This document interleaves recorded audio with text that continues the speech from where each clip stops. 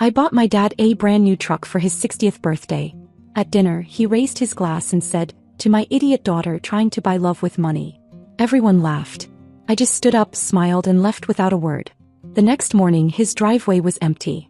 And my phone exploded with 88 missed calls. I'm not the kind of person who expects a standing ovation for doing something nice. Especially not when it comes to family.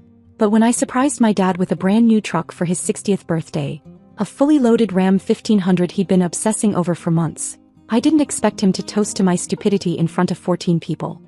He looked right at me, glass raised, and said it like it was a joke he'd been dying to share.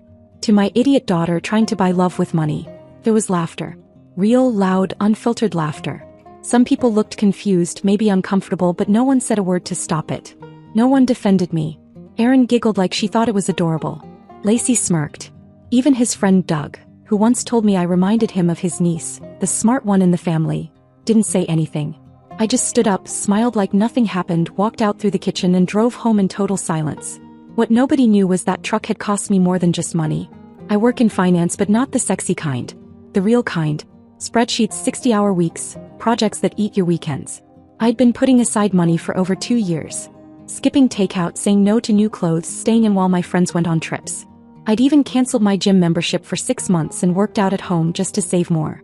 I knew I wouldn't get some dramatic movie hug out of it, but I also didn't expect to be publicly humiliated like that. It wasn't the first time either. My dad has always had a talent for turning love into something transactional. Growing up, I was never good enough in the ways that seemed to matter to him. I was smart, I got into a great college, got a solid job, but it was never Erin perfect. Erin was the golden child. Personal trainer, social media fitspo queen, tiny waist, perfect smile. When we were kids, he once made me take Erin's school picture out of my wallet because it made me look jealous. The weight thing? It was always there in every comment, every birthday dinner where he ordered salad for me without asking. He said it was out of love. Lacey once told me he just worries about your health. Except he didn't worry, he judged. He measured. When I was 21, he told me no man would love me unless I got under 150. That number stuck with me for years like a curse. So when I saved up and bought that truck, the exact color, trim, even the silly seat cooling feature he raved about, I wasn't buying love. I was proving that I could give something to him that he never gave to me. Generosity without conditions. But I should have known better. That night I didn't cry. I wish I could say I did, but I just sat in my apartment staring at nothing. Something clicked off inside me. I felt like a fool, but I also felt strangely calm. Like I'd finally hit the last stop on a long ride I never wanted to be on in the first place. The next morning I checked the paperwork. The dealership had registered the truck to me, but I hadn't transferred the title yet. Legally it was still mine. I called the manager and explained the situation. He remembered me. Said if I brought it back quickly and it was still clean, they could reverse the paperwork and list it as a showroom demo. I'd get most of my money back. So I drove over to his house around 6:15 the next morning. The neighborhood was still asleep. His sprinklers were running. The red bow was still on the hood, wilting from dew. I unlocked the door with the second key, the one I kept in my glove box, started the engine and backed out of the driveway without a single soul watching. By the time I made it back to my place, my phone had exploded with notifications. 28 missed calls. A few voicemails, but I didn't listen to them. I just sat on the edge of my bed holding the phone like it belonged to someone else. There were texts from Erin. "Why would you do that? Are you seriously that petty?" "He's freaking out. Like actually losing it. Call me." Lacey sent one too. Just 3 words. "You hurt him." But none of them asked how I felt. And my dad? He left a voicemail saying I embarrassed him in front of his people. Like this was some kind of business transaction gone wrong. That was the beginning of the unraveling. He had no idea how fast things were about to sure. FT. I didn't return a single call that day. Not his, not Erin's, not Lacey's. I left my phone buzzing on the counter and drove straight to the gym. That had quietly become my thing in the months leading up to his birthday. Showing up, no announcements, no gym selfies, no grand declarations. Just work.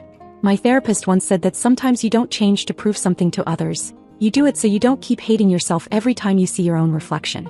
That one hit harder than I admitted. I stayed for 2 hours. I wasn't even doing anything special. Treadmill. Machines. Just moving until the noise in my head settled. When I finally checked my phone, there were more missed calls than before. 37 now. 1 voicemail from Erin, 3 from my dad and 2 from Lacey. A couple of texts. One from Erin just said, "So dramatic, seriously. It was a joke. Grow up." That was her version of comfort, I guess. Another from Lacey. "You embarrassed him. Please call me." but none of them asked how I was. None of them said sorry. The one voicemail from my dad I did listen to was just him pacing around some point between angry and condescending. He said I was overreacting, that it was a harmless joke, and that people laughed because it was funny. Then he added something that stopped me cold. If you're gonna be this sensitive, maybe don't come around anymore. I stared at the wall for a full minute before deleting it. What he didn't know, what none of them knew, was that this wasn't about one toast. It wasn't about the truck either. It was about years of comments like that. Years of being told I was too sensitive, too heavy, too plain, too serious, too dramatic, not enough of this, too much of that. Every time I tried to get close, he found a way to make me feel like an obligation. Like my job was to either laugh at myself or stay quiet. He called me his big girl since I was 12. When I begged him to stop, he rolled his eyes. At 17, when I showed him my prom dress, he asked if I was sure I didn't want to try something more flattering. I went alone that year, not because I didn't have options, but because I couldn't bear the thought of him seeing me in that dress and thinking she really believes she looks good. I sat with all of that in my apartment that night, eating cold leftovers in silence, realizing this was probably it. Not just a fight, a shift. Before and after. The next morning I opened Instagram. I shouldn't have, but I did. Erin had posted a photo of Dad standing beside the now empty driveway, mug in hand, looking pissed. Her caption read, "Still waiting for my truck," with a crying laugh emoji. People commented things like, "Oh, Miss Savage," and "Tell her to bring it back." Someone even wrote, "Hope she kept the receipt." I took a screenshot.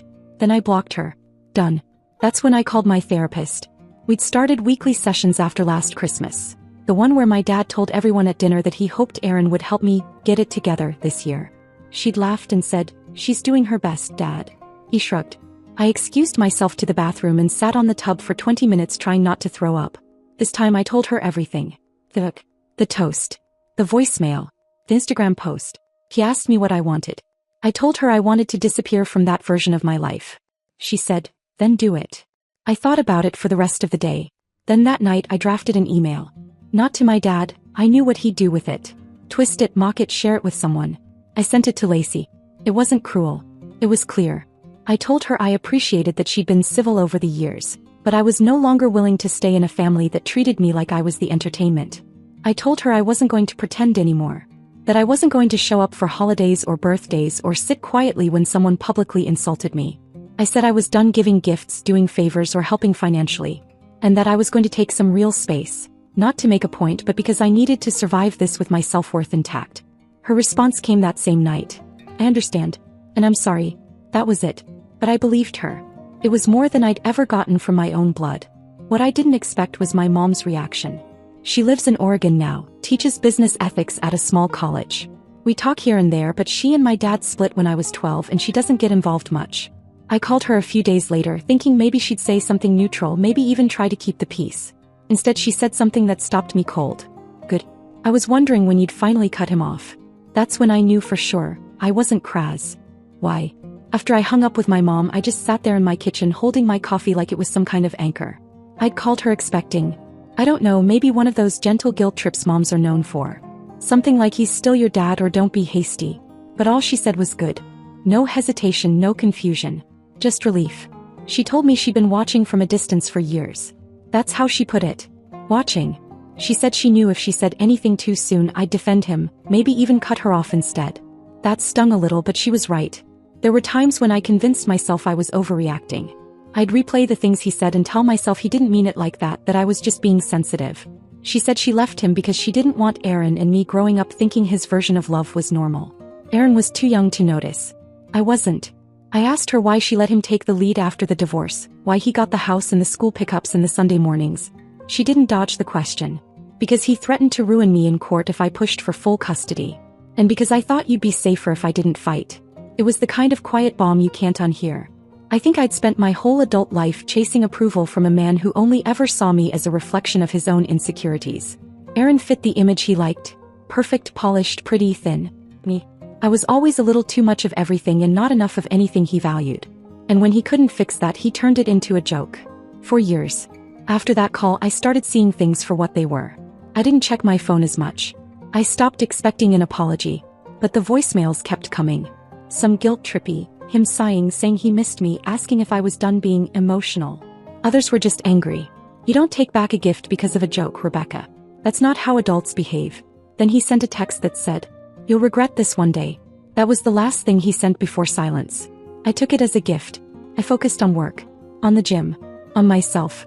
I stopped using food as comfort. I stopped following Aaron on any account I hadn't already blocked. I put on real music again while I cooked. I let myself enjoy things without guilt. The weirdest part was how light I felt. Not just physically, though yeah, I was down 18 pounds by then, but mentally, emotionally. I hadn't realized how much energy I'd been spending just trying to survive being his daughter. The anxiety around family dinners. The pressure to show up, be the good sport, laugh at the insults, smile through the comparisons. All of it just gone. Then one afternoon I came home from the gym to find an email waiting in my inbox. The subject line was exactly what I expected. "Let's talk." It was short. Like he was writing to a coworker about a missed meeting.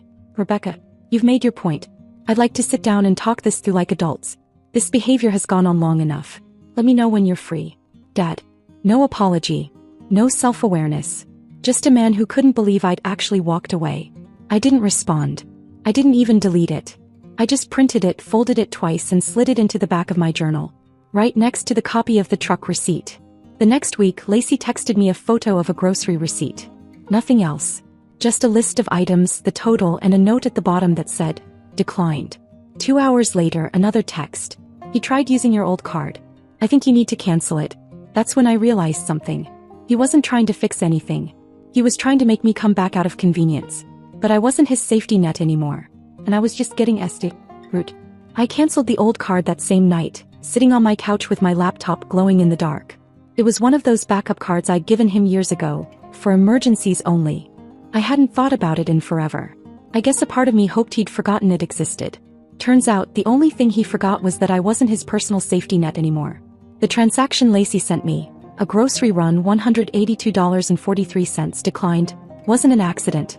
He tried twice more that day, same total. Like he thought it was just a glitch. Like I'd eventually fix it for him. That was the part that got me, the assumption. The confidence that no matter what he said or did, I'd still clean up after him. But I didn't.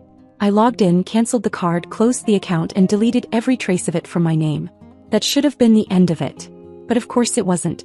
The next morning I woke up to a message from a woman I used to work with, Kelly from my old job. We hadn't talked in almost 2 years.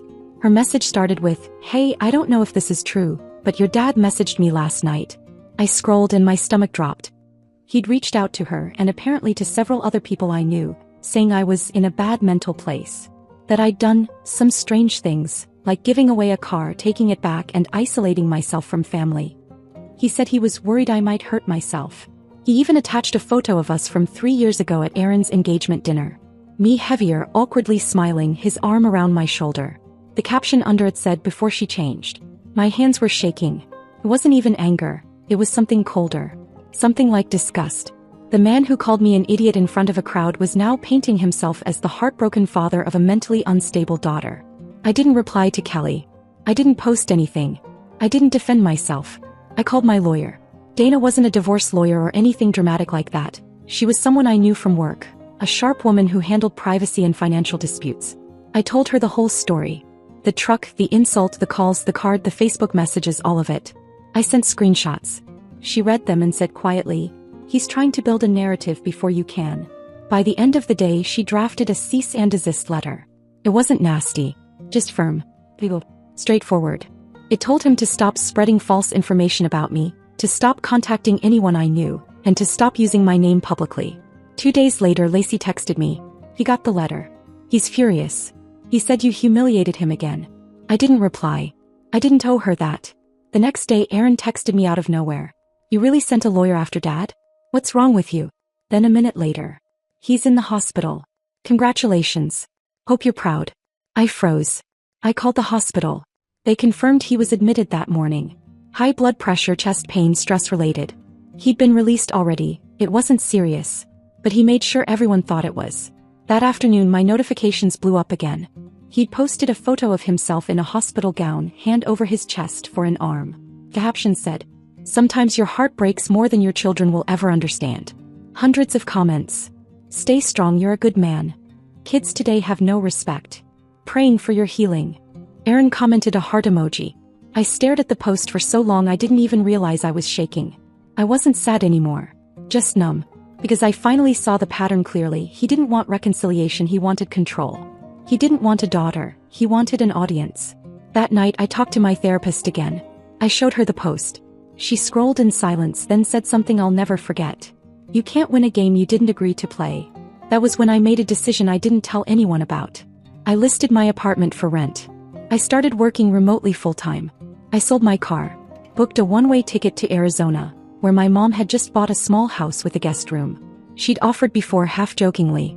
This time I accepted. Before I left, I did one last thing. I sent my dad a message. Just one line. "Please don't contact me again. If you need to reach me, go through my lawyer." No anger. No emotion. Just the truth. An hour later he responded with 3 words. "You'll regret this." But for the first time in my life, I didn't leave him. Life in Arizona was quiet in the best way possible. My mom wasn't the hugging, overly emotional type, but she understood how to give space, which was something I hadn't realized I desperately needed until I finally had it. I'd wake up to the sound of her coffee pot, go for early morning walks, cook with her in the evenings. No side comments. No judgment. Just peace. It took less than 2 months for the anxiety to start leaving my body. I stopped checking my phone obsessively. Stopped wondering what my dad was saying about me behind my back. I stopped expecting to be attacked every time a text buzzed. And when I finally hit 154 pounds, I didn't even notice until my jeans, the ones I used to squeeze into, slipped on without a fight. That same week, a box showed up at my mom's front door. No return address. No note on top. Inside was a framed photo of my dad and me from my college graduation. I was 22, he was 50, and we both looked like we were trying to pretend we were close. On the back of the frame there was handwriting. "You'll always be my daughter whether you like it or not." No signature. But I didn't need one. I stared at it for a while. Not out of sentimentality, I just kept thinking he really thinks this is what love is. He thought sending me a photo like that somehow erased everything that came before would change something. Like I'd feel a sudden rush of guilt and fly home. I wrapped the frame in an old towel, tossed it in a box in the garage and locked it away. A few days later I got the text I'd been waiting for. "He's not doing well. He's barely sleeping. Keeps asking about you. He's still hurting from all of this." Then like clockwork, the real point. "He's behind on the house. Can you at least help with that? He's still your dad." That was from Aaron. I stared at those messages, feeling nothing. Absolutely nothing. I didn't even get angry.